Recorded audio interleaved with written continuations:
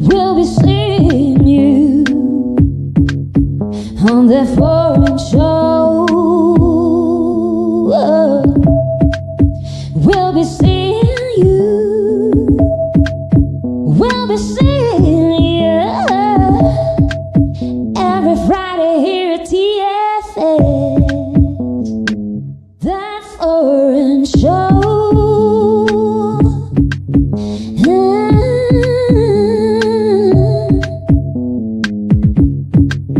We'll be seeing you on that foreign show. We'll be seeing you. We'll be seeing you every Friday here at TFS. That foreign show.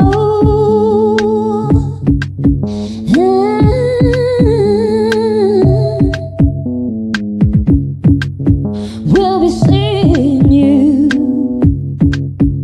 on that foreign show.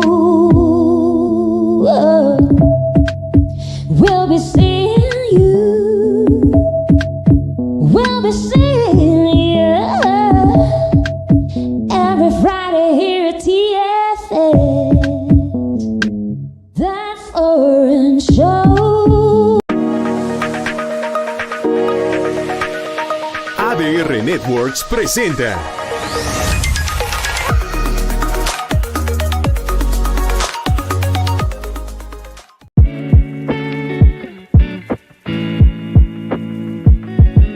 Las opiniones expresadas en este programa son responsabilidad exclusiva de quienes las emiten y no representan necesariamente el pensamiento o alguna posición oficial de este medio de comunicación.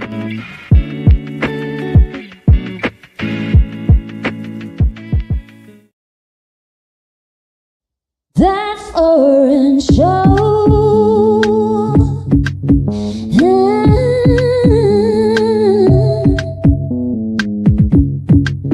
We'll be seeing you on that foreign show. We'll be seeing you. We'll be seeing you every Friday here at TFS. That foreign show.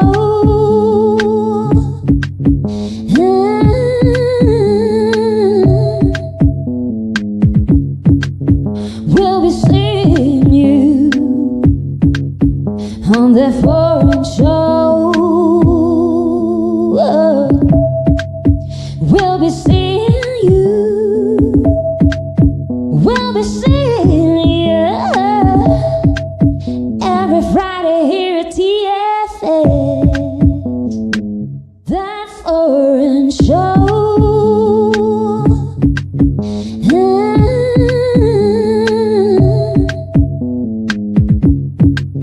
We'll be seeing you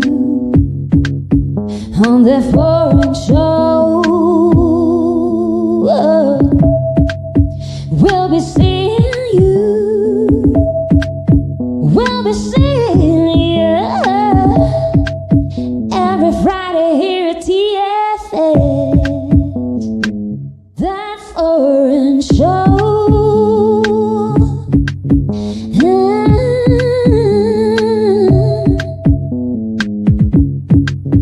We'll be seeing you on that foreign show. We'll be seeing you. We'll be seeing you every Friday here at TFS. That foreign show.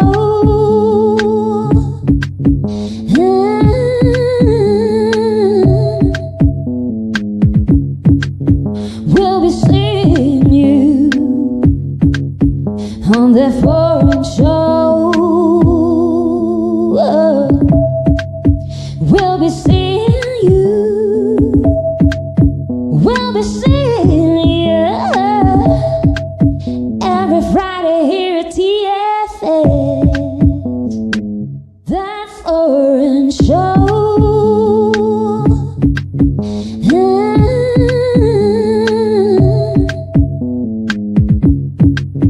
We'll be seeing you on that foreign show. We'll be seeing you. We'll be seeing you every Friday here at TFS. That foreign show.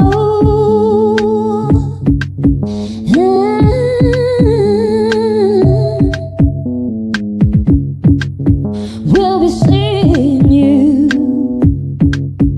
on that foreign show. We'll be seeing you. We'll be seeing you. ADR Networks presenta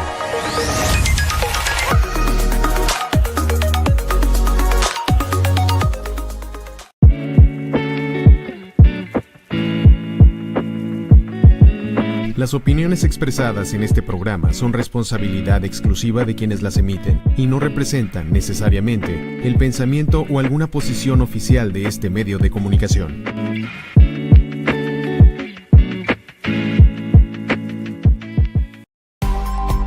ADR Networks presenta.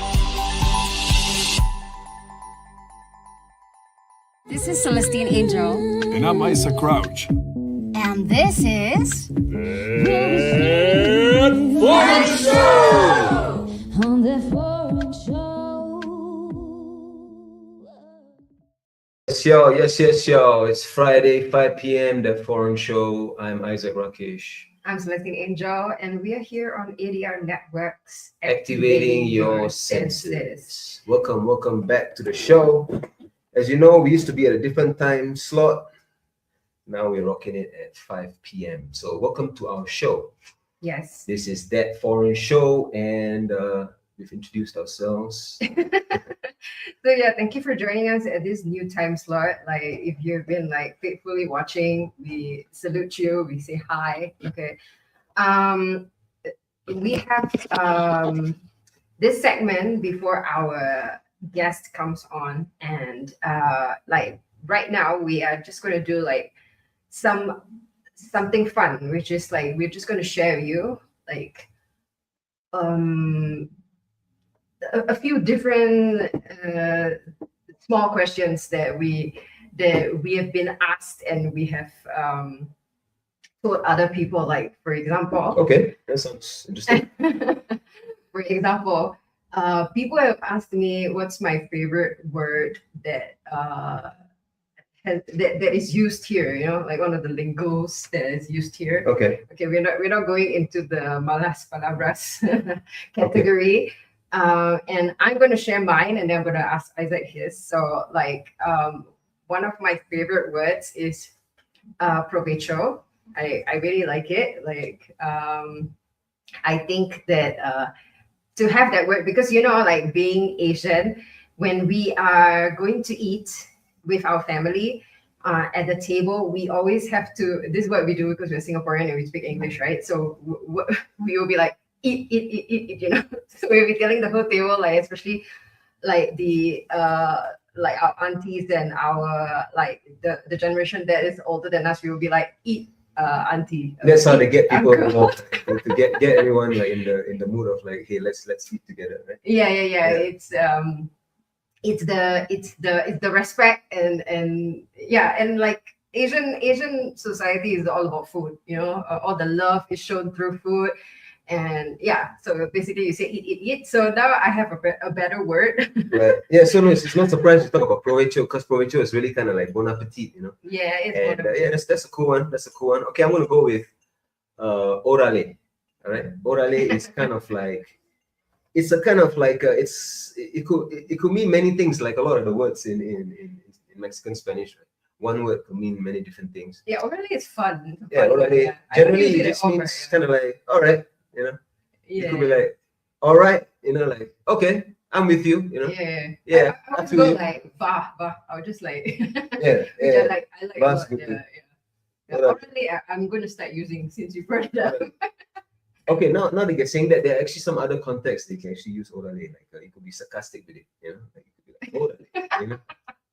Yeah, Orale, I'm yeah. sure. Like of course we are not like 100% sure about like anything that we are saying. We're not like Yeah, we're not. we need like a Mexican friend to like check this. No, we part. need Carrick. We should have gotten Carrick on the special episode to talk about this because Carrick's an expert Yeah. with the So these Carrie's stories. my brother and the other part of Illuminary, who like we are from Illuminary. Like in case you don't know, we are a Yes. Singaporean crew Yep. doing mystic hip hop. Yes. So yeah, and since you're on the orale point, Yeah. I think I will also add that I like Aurita. Orita is a Yeah, good I know one. that that's like a word that people talk about, like and laugh about, saying that you never know when Aurita is, because Right. it could be like in like right now, or it could be like never, right? But I really like Aurita because like I think it's the ish in English, I mean, not in English, but like when you're giving like a timing and then you're just like one-ish. So Orita is like basically you for people that don't know, is you use it like it could mean when you're asking someone a time kind of thing, like how long are you gonna take, like are you gonna be done with that? And then instead of saying 5 minutes, 10 minutes or whatever, you can say Orita. Yeah, and Right. I mean basically it's nowish, Now it's like soonish or something. Okay. And yeah, and I do like the ish thing. Yeah, and but it does bring up like a whole conversations about time and how like different cultures manage time. Like yeah, it's like and I find it an interesting topic because like I do think a lot about like this idea of time, because it's so societal, to keep to time. Yeah, yeah. yeah, It's like we- it's a very go on. yeah, and we have discussed with a lot of our guests about what their personal philosophy about how they manage time is, as well as like in their country, how do they handle it, and how do they feel being here. And Yes, and also a time and how you manage time becomes a part of your lifestyle and your experience. So a lot of our guests were actually moving from, say, the US to Mexico, or from one country to another. Your management of time and things like that changes. So yeah, and Your- you have to fit in with the flow of things. yeah, Well, it'd be interesting to also ask Harmony, who's our guest, and she's already in the cabin, it seems. So yes. like, okay, let's have her in. So we're gonna stop at Orita. That's the final. We gave you guys three words, and there are lots. Actually, there are lots. Not just words, but just kind of phrases and feelings and things over here that we really dig. Yes. So Right. So Cesar, if you can let Harmony in. okay, in today's episode, we are actually diving into this whole topic of the cultures, the different cultures, right? And the real Mexico across the border, right? Growing up in the States, but originally from Mexico, Harmony Rose joins us to discuss the powerful experience of the Mexican Americans who are kind of returning to find what's been here all along. In this episode, we're going to be pulling back the curtain on the real Mexico, beyond the hearsay and into the heart of modern life, culture, and her personal evolving identity. These are kind of the things that we like to talk about, kind of like not just talk to people about what they're doing, but just talk to people about who they are, how what they're doing is affecting them, and how it's changing how they view life and things like that. So that foreign show, that's what we're gonna do today. All right. So okay, since we are waiting for Harmony to join us, yes, you can let her into the studio. All right. So Oh, hello. Hello. Welcome to the show. Thank you. Hopefully you guys can see me, hear me okay. yes, we hear you well. Can you Perfect. see and hear us fine? Yeah, great. Thank you guys for having me. Yes, thank you for joining us. Yeah, so Sure. we were like just having a fun segment to ourselves just Yeah. now, like talking about like some of our favorite words that's used here. Yeah. Yeah, I then was do we- sorry. I was listening a bit. I also like to use ahorita a lot. Yeah, ahorita is a beautiful one, right? Standard. Yeah, that one is nice to use. And also like, like we were talking about like the concept of time and like how do you feel? I mean, you don't work here, you're working remotely. So yeah, so it doesn't really matter so much, right? For you, like how Mexicans are with their time culture. Like, you're not really, it doesn't really bother you so much, right? Like No, I mean, I work with like people from all over the world. So I work with like Europeans, Latinos, like all kinds of different cultures. But definitely my personal life, I experience the time thing. right, I'm sure also in the US, like if you lived in different parts, like different people will behave differently as well. Like for example, in Singapore, if you say that you're coming at 5, like about 10 minutes is like more or less nobody bothers. Yeah, the time thing, right? Like it's a. Why don't you tell us a bit about? Okay, so you since you worked with all these different kind of cultures and stuff, why don't you break it down for us? Like what do you feel is different? I had a moment actually in this city. I feel like that describes it pretty well. I had my boss visit Mexico City kind of randomly. She was traveling, and she's German. And I have another colleague in this city who's Mexican. So her and I both live here and work from here. And we all decided to like organize a dinner. And I feel like we all arrived to that dinner just like as our cultures, like the stereotypes of our cultures. Like the German was already there, seated before anyone, like early.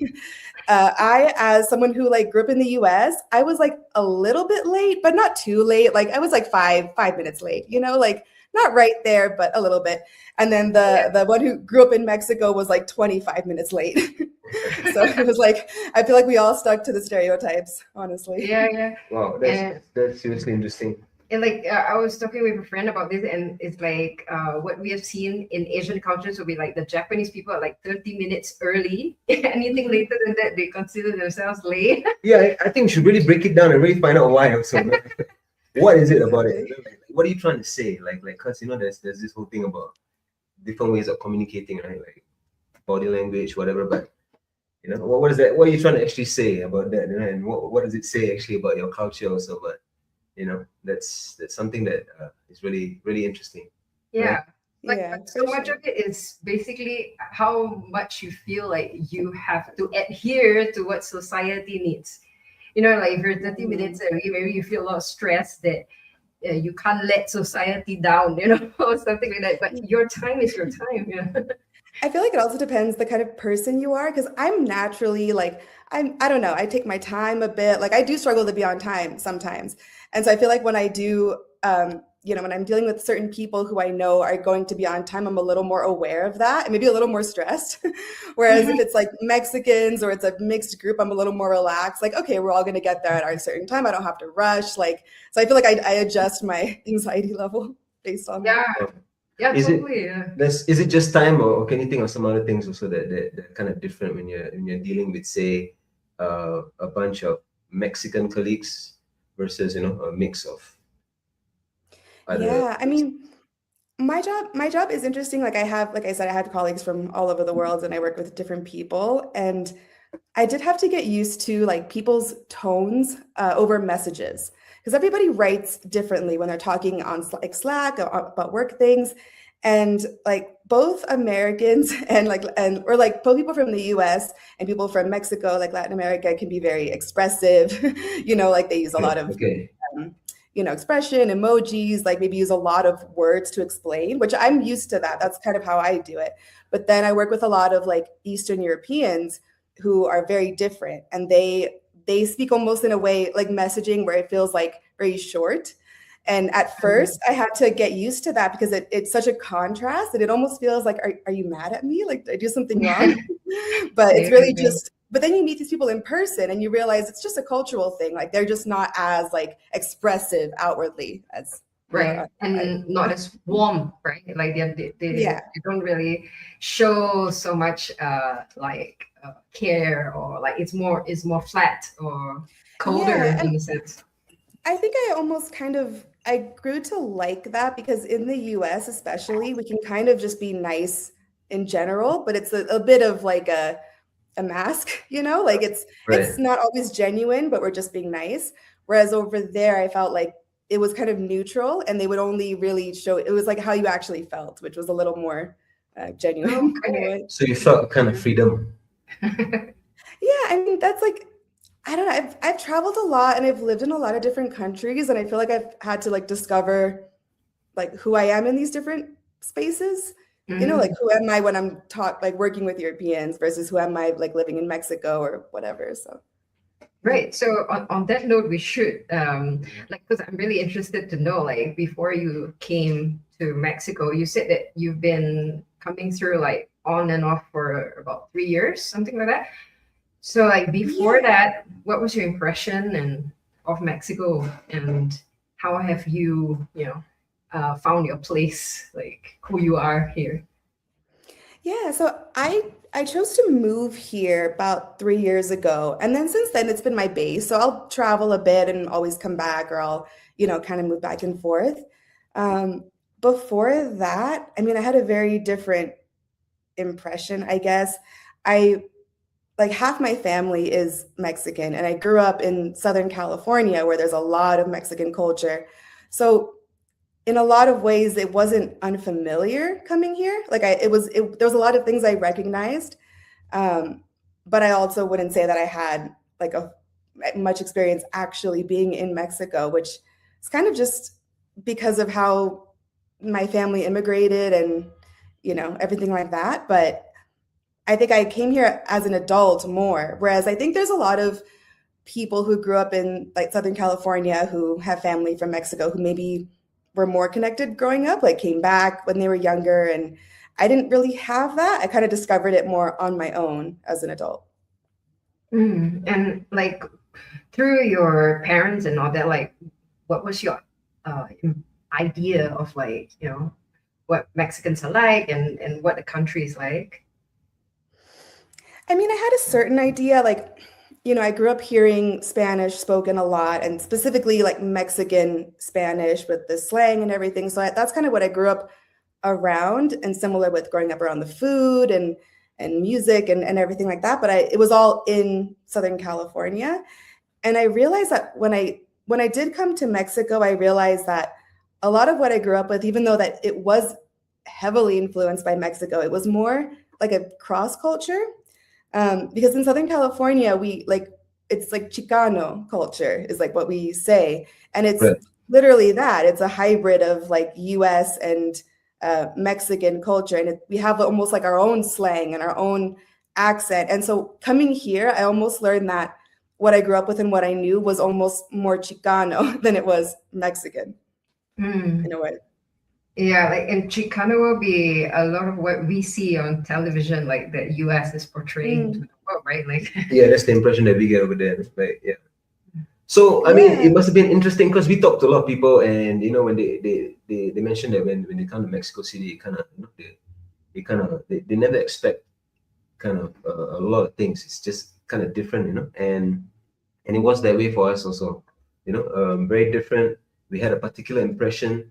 And we come here, and it's kind of like, one thing is if there is a kind of like an openness, especially an openness to kind of like foreign cultures and things, like how people always say, we always hear that like you get this vibe that there's something happening every day or every night. There's something like going very on. exciting. Yeah, like, Yeah.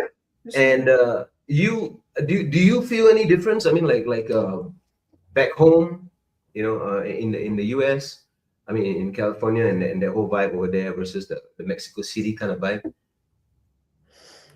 I mean, Mexico City is like it's almost its own thing just because it's so busy and hectic. Like there's so many different parts of Mexico. I've only lived here, so I've only really experienced this. But yeah, I think when I'm in the US, I'm aware of a lot. I'm aware of myself more, almost like maybe I'm being monitored more, or just like I have to be more careful with my movements, or maybe I feel like there's bigger consequences if I'm not aware as much. Whereas here, I do feel more relaxed in certain ways. I mean, I'm also like a woman on her own a lot of times. Like there's certain ways that you also have to just be aware, but I do feel like I breathe a little bit easier in Mexico than I do in the US, just pressure wise for myself. Could you explain a bit more? Because like, do you feel more judged back in the US, or like what exactly are you referring to? No, not judged. I think at this point I've been living outside of the US for a long time in different countries. And when I go back, I don't know, it's almost like at this point I almost feel like a foreigner in a lot of spaces, even going back home, even going back to California. So not so much judged, just I've been shaped a lot by the places I've been, and I could feel that going back. So when you said that, like you feel like you need to watch yourself a little bit, like when you're back in the US, like why? I think We're getting deep here today in this episode. no, it's good. I mean, there's It's good, yeah. different reasons. I know part of it, I think personally, is just like, family and history and patterns, maybe certain ideas I have of how to be, versus when I leave, when I'm traveling or when I'm living in other places, I kind of create my own life, my own identity that isn't so much tied to who I am or who I was back then or back there. I get what you're referring to. Yeah.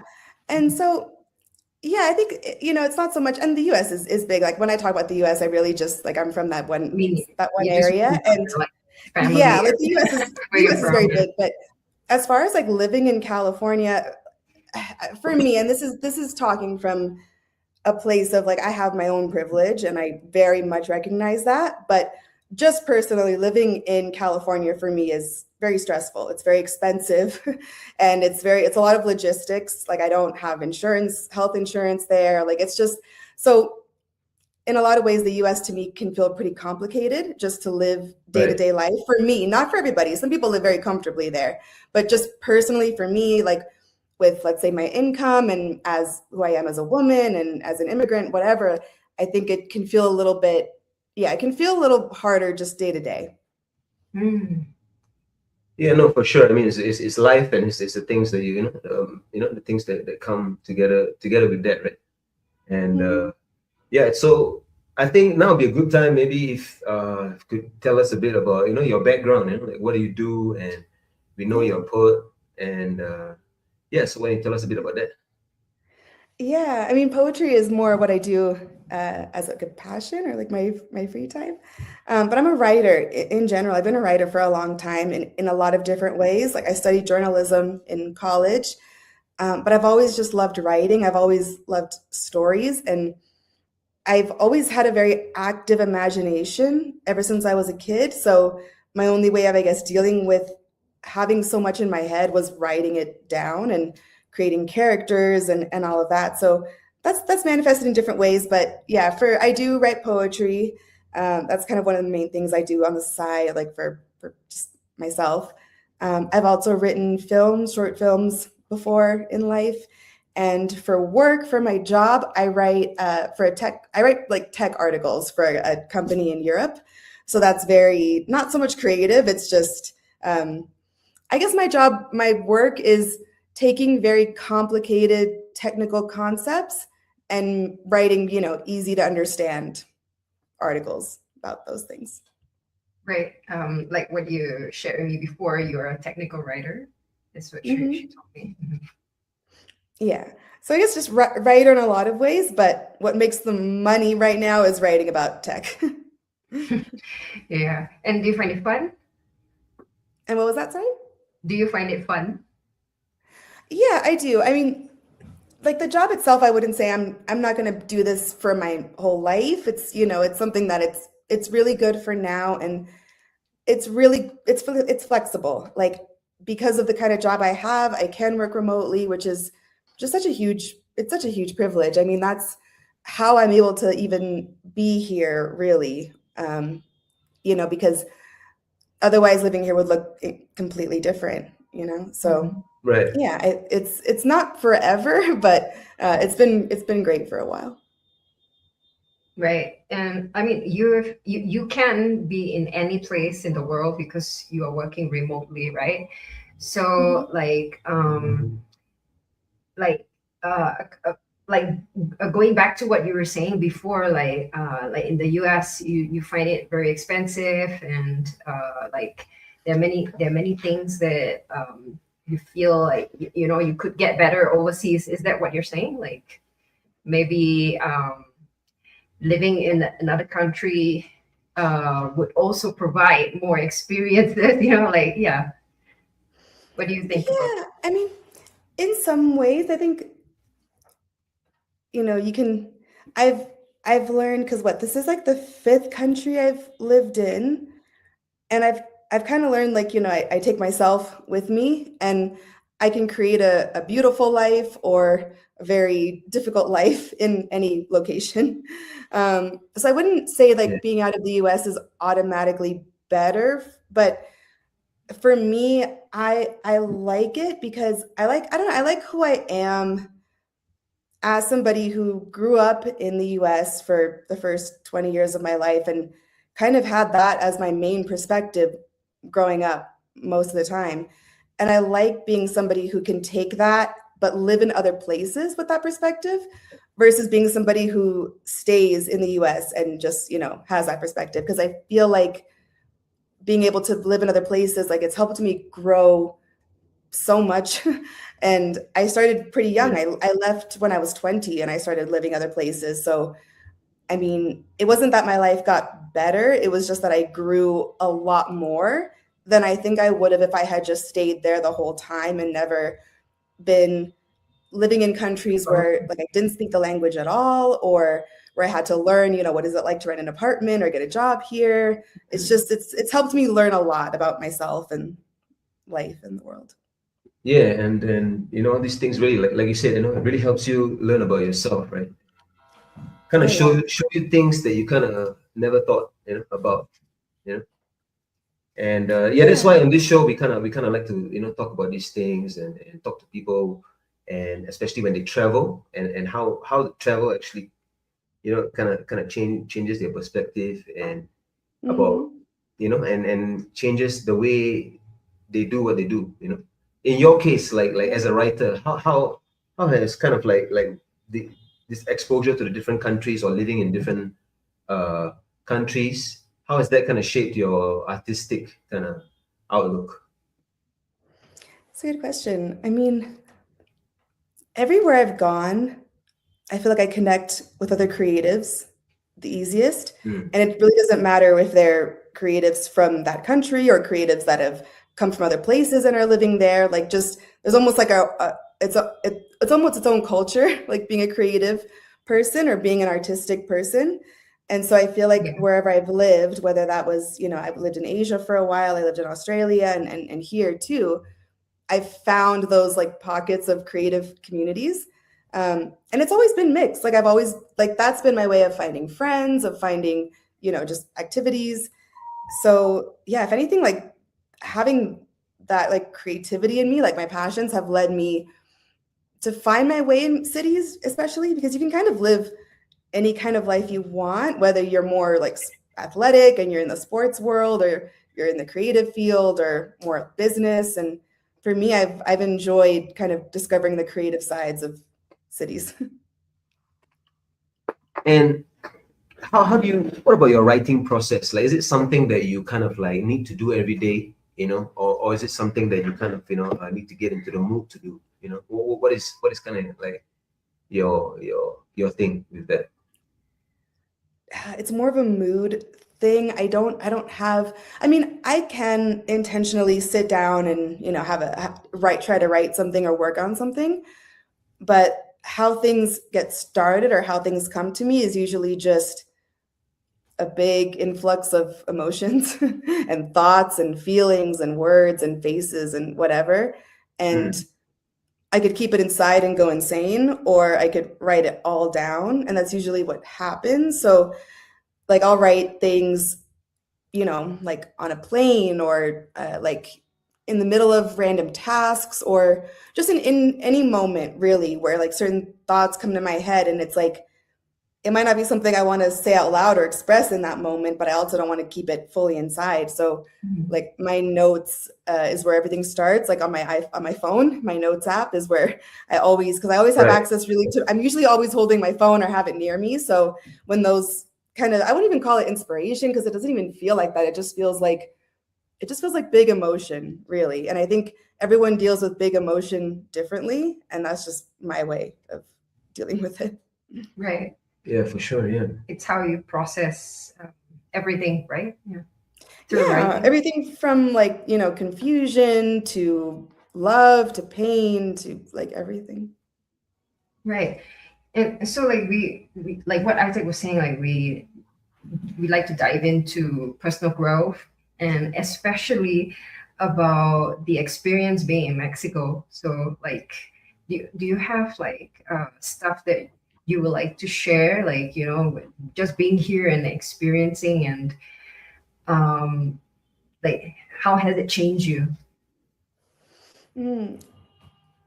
I mean, I think it was interesting for me, particularly as somebody that like grew up with a lot of Mexican culture. I mean, in some ways, maybe I expected at first, I think in some ways I expected maybe to feel like it was almost more familiar or to be more connected than I was. I think it almost surprised me how I did feel quite different. And that was maybe just, I don't know, I don't want to say pride, but maybe I just thought that I knew what Mexico was, or what it looked like, or what Mexican culture was, because I thought that I had that represented. But I never, without growing up here and without really speaking it as like a full native language, really, yeah, I think it surprised me. And I even remember like the first month or so I was here, I was telling somebody this. I was saying like, oh, I thought that I would blend in. I thought I would feel like I blend in a bit more, but I don't. I feel like for some reason I stand out. And like, someone told me, like someone who was like from here, who was Mexican, said like, well, you do have, you know, features and things, but also you have a lot of features of like a foreigner. Like you have a lot of tattoos, and the way you dress is very different. And it was like a girl that maybe, and I'm not talking about every Mexican girl, obviously, but he was saying in general, like a girl that grew up in Mexico maybe doesn't have like full sleeves and maybe dresses a little differently. Like I dress maybe more like someone who grew up in like a punk LA type of environment. So I think like I realized that I was kind of more expecting, like I said, and you know, that was humbling in a good way. Like I needed to be humbled, because it helped me realize where I still had to grow there. Yes, that one's a big one for us also. Like, you know, traveling, moving around kind of really humbles you, right? It kind of shows you stuff that you think you don't, you know, that you got, but actually it's stuff that you actually need to work on. You know? Yeah. Right, but it's also very interesting because you are like, you're coming from where you're coming from, so you are also bringing yourself, you know, to the mix. Like you come to Mexico, and like that becomes Mexico as well. I mean, that's what I think. You know, yeah. Yes, and it brings up this other conversation that we had with a previous guest, right, Anna, right, and we were talking about this topic about people who travel to a country and two kinds of behaviors, right? One group of people actually travel to a new country, and they do all they can to kind of integrate, right? Like get the vibes, you know, eat the local food, you know, meet the local people. But then there's another group of people who are kind of like, I think it's what you described, right? Like they have their own thing, their own kind of agenda. Maybe they're artists, or maybe they're working professionals, and they kind of stick in their own groups, right? Like integration with the local culture isn't like their number one priority, right? So our discussion was about, you know, some people feel this is better, the other way is better, you know, but it's all different, right? Like travel means different things for different people, right? Yeah. Absolutely. I mean, it's always good to, I think, like try as much as you can. At least that's what I do. And I know, like as someone who has spent most of my time living in places where I wasn't from necessarily, like not most of my time, but a lot of time living in places where I wasn't from and feeling like an outsider or different. I think like, yeah, people will maybe struggle to want to assimilate because it's scary, or you feel intimidated, or you feel like maybe you're not going to be accepted, or that you're too different, or you don't know how to communicate, or whatever it is. And so it's more comfortable to maybe stick in your own circle. But that's like the only thing I have found is like when I like getting out of that comfort zone, it's always uncomfortable. It's always been, it always will be, but it can be very worth it. And it's how I've learned the most Spanish too, because like I grew up speaking a lot of Spanish, but I just not at a native level, really. I had a lot of improvement to do. So if I had just, only really stuck to certain circles, I wouldn't have been forced into using my Spanish as much as I have, which is good for me. So your family makes fun of your Spanish level? Is that the kind of... For sure. Yeah. And I mean, I don't know, I've gotten like, you get teased a lot, I think, like with that. I don't know. It's like it's a weird thing because it's like, it's also, there was like a specific phasing out of Spanish that happened, like with when, a lot of Mexicans immigrated to the US, like they purposely phased out that language in order to be, I guess, more accepted. Right. Yeah, more accepted. I mean, the way I was told the story was that the US was kinder to English speakers, so that was, and it wasn't exactly, I think also too, like times are totally different. Like when my family did move to Mexico, it wasn't really like, cool to be like Latino. Whereas I feel like now it's very different, and they have like a lot of like Latino culture, and that's very popularized. But back then it wasn't seen as something maybe you wanted to be loud about. So I mean, yes, I've gotten like a lot of those kind of like teasing from family is one thing. And then I've also gotten on the other side, like this question of like, how are you Mexican, but you grew up in the US, or but your Spanish isn't perfect, or but you don't know this, like certain very Mexican things. Like I've had to be like, oh, I've never heard of that. And it's like, well, how are you Mexican if you don't know about this one very niche thing? And, Right. And I've had to kind of explain that. It's like, well, it's not that I never wanted to, or that I, had a aversion to Mexican culture. It was just as immigrants in general, we had to kind of like change. And it is sad when you think about it. And that's the story of a lot of immigrants, not just Mexicans. I mean, there's so many immigrants to the US that have the exact same story. So Right. Like, I mean, you still kept a certain level of your culture. Like your family still kept like speaking Spanish a little. Yeah. And I'm sure you're still eating, your mom cooks something Mexican, or no? Oh yeah, I mean, definitely in all of those ways. I mean, I grew up like with the language and definitely with the food. I mean, even still, like going back to California for holidays, will sometimes feel like I'm just still here because they're serving like tamales, and they're like, it's all the same kind of things that they do here for celebrations. Right. I mean, yeah, in a lot of ways, yeah. I think the main difference was just like growing up from a young age.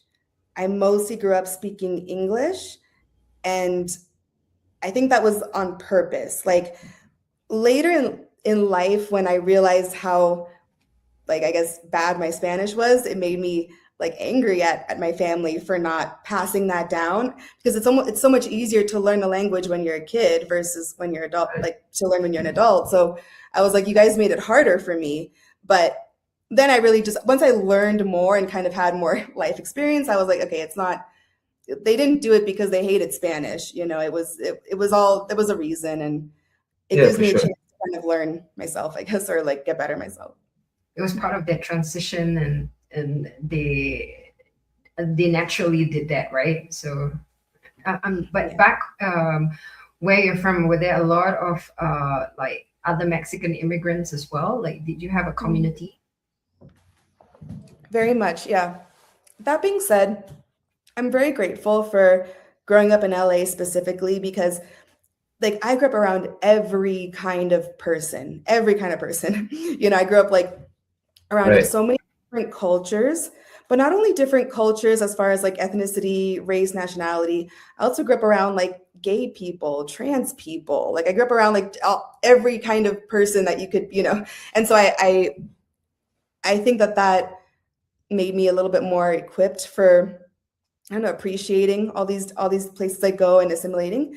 But yeah, definitely I grew up in a very like Latino Mexican area. I mean, I grew up in the San Fernando Valley, and that whole area specifically, yeah, very Mexican. And even to this day, when I go back to that area, because my grandma still lives there, my mom lives there. When I go back to that area, they speak in Spanish to me, like automatically. And it's almost just like that's kind of that area. And very similarly, like I have one of my best friends that I went to high school with.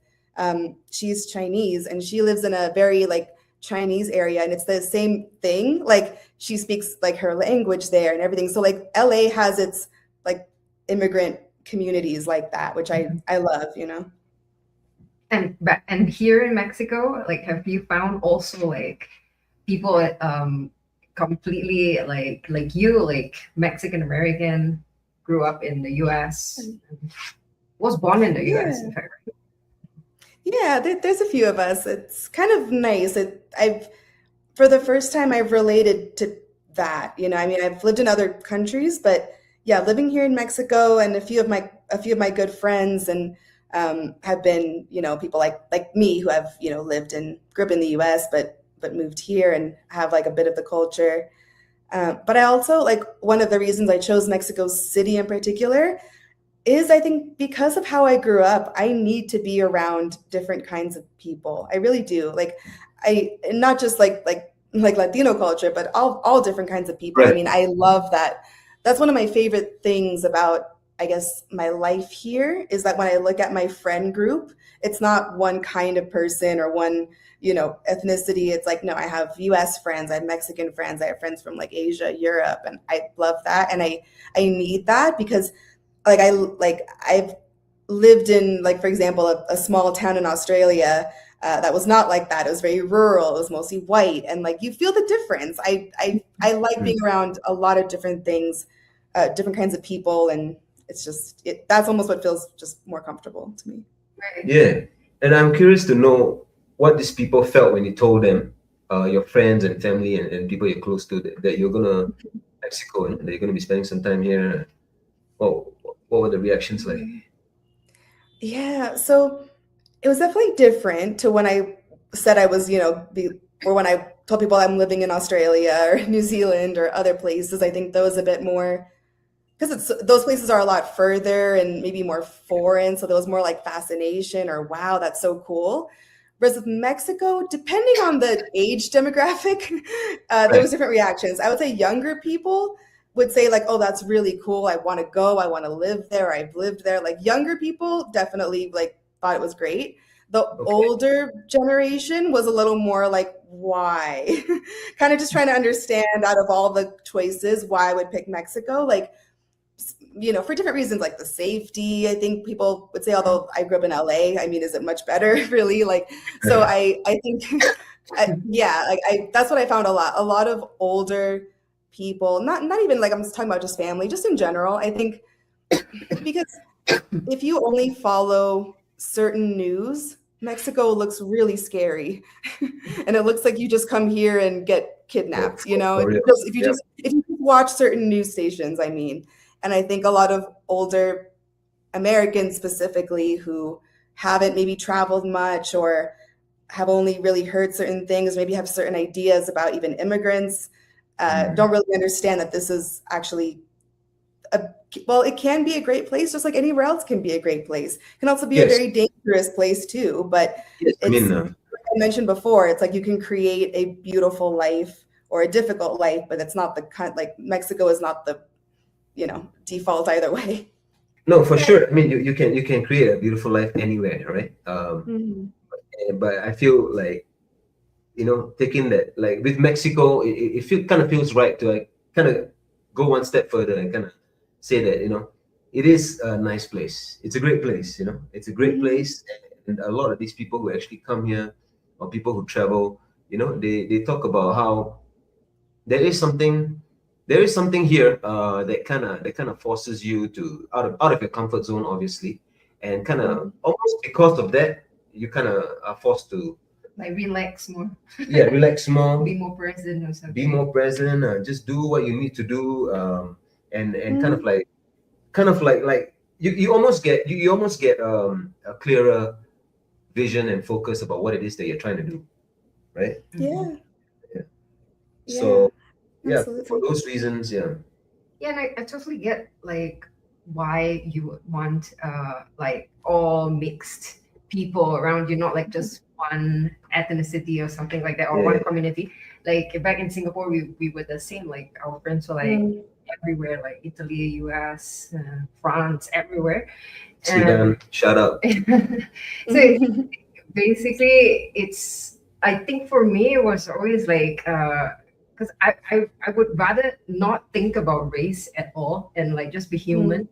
And like when you are not one race, it's easier that way. You're just going to connect on a like a soul level, like and at the same time Yeah. it's fun to like feel like you are part of and the entire world or something, because everyone's sharing from different parts of the world and you feel close enough to feel like you're there, even like Yeah. going through all these things. And what's crazy is also the different Mhm. perspectives, right? And you look at different people of different ages, right? Like you just mentioned, like the kind of slightly older folk, they come with a whole generational perspective kind of thing, a whole world, right? Almost. Yeah.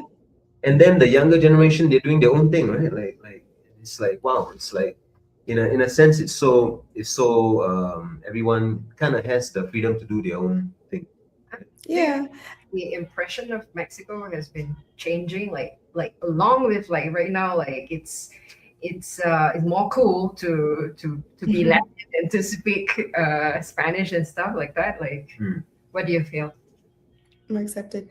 Well, it's kind of a double-edged sword just because I like this part's hard because I've come here, yes, as someone who has family from Mexico, but I'm also someone who comes here with like Western income and like native English and like gentrifier in a lot of ways. And so that's, I feel like that conversation I didn't expect to be a part of when I came here, or I didn't expect that to be so much. I didn't know really how big of an issue that was, how big of an issue it was going to turn into, and then how I would end up contributing to it by default just by being here, even if I'm aware of it and I wouldn't want anybody to live a less quality of life just because I'm here, because I live here. That would never be my goal. But by default, by the income that I have and everything, it just happens. So that part, I think that's how I think it's changed for me, is I didn't realize that was going to be such a big conversation moving here, I guess.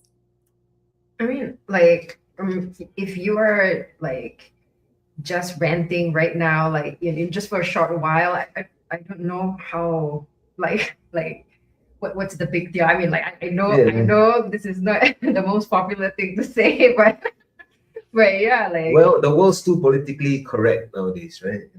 So Yeah. No, I do agree. And I think my take on that is I felt this way when there was that big protest. I mean, there's been a few protests, but there was one specific one, like the No Gringos protest, and it went right through Roma, and I was living there at the time, so I was kind of right in it. And wow. I had my perspective on that was that I understood their anger and I understood why they felt the way they felt. And I felt like they were justified in feeling that way. They, meaning the people protesting, feeling this way. But on the other hand, I think that they have the wrong target. I think that they focus a lot on those of us, like people who come here and rent and things, versus just this is kind of how the government has set up the system, and the government allows the imbalance to continue to take place. Even in other countries have had the same conversation. I know, like, Spain's government had the whole conversation of, like, we need to crack down on Airbnbs. Like, I think we're easy targets because, especially Americans, like, especially like people from the US, we can be obnoxious and loud and ignorant and all those things. And so it's easy to point fingers, but it's not like we can just solve everything, just us as individuals. It's a big issue, really. Yeah, like why you mentioned the government will be somebody larger than you has to handle this. It's not the individual. It's actually I mean, if you just want to point fingers at like the foreigners that are coming, then there's also the landlords. They are raising the rent. They are choosing that. They are local, and I mean, you can go anywhere. You can like how like if you want to look at it that way, and then you start judging people. You can start judging your own people, right? And like in Singapore, like basically why I am like not really thinking of this like such a big deal, but I also empathize, but like because we are so used to it back home in Singapore, like the government really wants foreign investment, so they invite a lot of people to come in, and seriously, like everything moves so fast, and we have to adapt all the time anyway, so like we are like very used to it. And also racial integration, like Singapore, we kind of experience this kind of artificial kind of society in a way, like the government kind of forced the races to kind of go, which is it's a good thing, at the end of the day. Yeah, I mean, absolutely, yeah. That's it's beautiful. I mean, that's how we should be. We should be able to learn about each other in that way, I think. Yeah. Mm-hmm. All right, so we actually reached the end of the show. Like, could you drop a few words for like other Mexican Americans who might want to like visit Mexico or live here, or like do you have any thoughts for that? Yeah, I mean, if you're able to, I think absolutely do it. And of course, like moving anywhere is intimidating. New places are intimidating. I feel like, yes, a lot of people from the US that maybe don't are Mexican or Latin American, but don't speak that great Spanish might think that that's, a reason not to come, but it's not. It's a reason just to learn. If anything, like I use that to motivate myself when I first came here, like the gap that I saw, like I just, you're able to kind of push yourself. So, I would encourage it. And I think, even if you feel like you feel like different in certain ways, the city's like huge, and there's so many people here, and there's so much going on. And I think you're bound. I always say, like, there's something for everybody in this city particular, so you're bound to find community in some way. Right. Yes, for sure. Yeah, we find that too. Yeah. Okay, so thank you so much, Harmony, for joining us. Thank you. It's been amazing, and thank you for coming on the show. And we want to invite you to let us know, what's up with you, and stay in touch so that you can be a part of this TFS family. Yeah. Cool. Right. Okay. Thanks, So guys. let me stand it up again. Celestine Angel. Isaac Rocket. And we have Harmony Rose with us here on ADR Networks, activating your senses. Peace. Thank you. Thank you to all who joined us here on That Foreign Show. It's been awesome. I'm Celestine Angel. And I'm Isaac Crouch, and we'll see you next Friday. Have a great weekend, y'all.